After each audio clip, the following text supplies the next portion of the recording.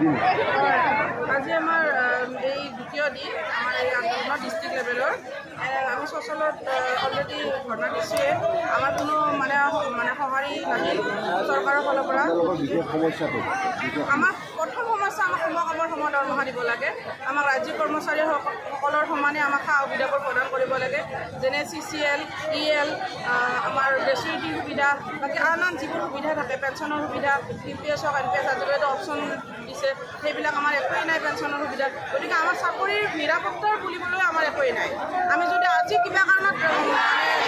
কোনো ক'ব নোৱাৰে হঠাৎ যদি আমাৰ মনোনীত আমাৰ হাতত লৈ যাবলৈ একো নাই আমাৰ ল'ৰা ছোৱালীক দি যাবলৈ একো নাই আপোন ঘৰৰ কথা তেওঁলোকে উল্লেখ কৰিছে কিন্তু আপোন ঘৰ ল'বলৈ আমাক পৰ্যাপ্ত পৰিমাণৰ পইচা নাই পৰ্যাপ্ত পৰিমাণৰ আমাক দৰমহা নিদিয়ে গতিকে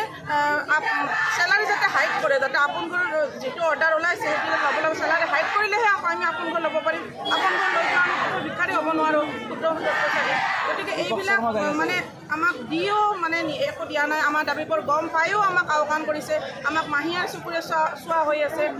একেই স্কিম একেখন অসমতে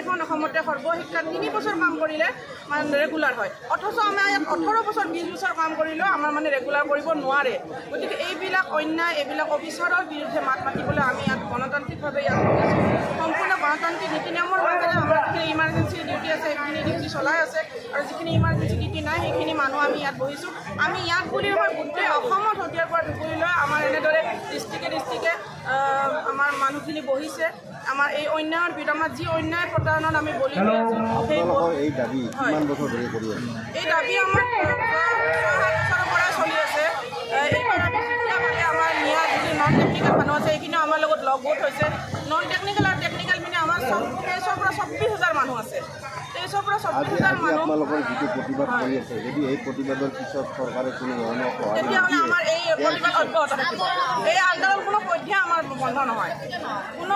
আন্দোলন আমাৰ চলি থাকিব আমাৰ ৰিপৰ্টিং বন্ধ হ'ব আমাৰ ডিউটি বন্ধ হ'ব ইমাৰ্জেঞ্চি ডিউটিখিনি চলি থাকিব বাকী আমাৰ ৰিপৰ্টিং বা আমাৰ ডিউটিখিনি আমাৰ বন্ধ হ'ব কাৰণ আমি বাধ্য আমাৰ উপায় নাই আমাক শুনা নাই আমাৰ দাবীবোৰ আমাৰ মেমৰেণ্ডাম বাৰ দিয়া হৈছে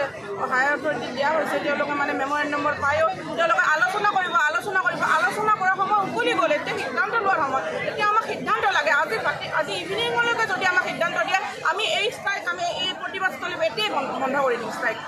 যদি আমি ভাল খবৰ পাওঁ আমাৰ আজি ইভিনিঙলৈকে যদি ভাল খবৰ দিয়ে আমি কালিলৈকে আমি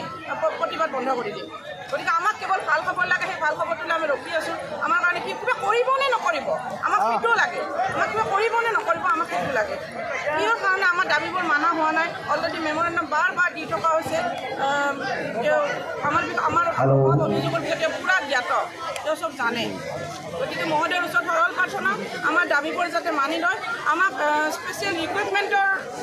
জৰিয়তে আমাক নিযুক্তি দিয়া নাই আমাৰ চিনিয়ৰ মানুহখিনি গৈ আছে নতুন মানুহখিনি ওলাই আছে ৰেগুলাৰ কৰি আছে গতিকে পুৰণা মানুহখিনি আমাৰ ৰৈ গৈছে এতিয়া জাষ্ট ৰাজ্যিক কৰ্মচাৰী আমি একেখনতে বহি একেই কাম কৰি আধা ইয়াত মই মান সন্মান যোৱা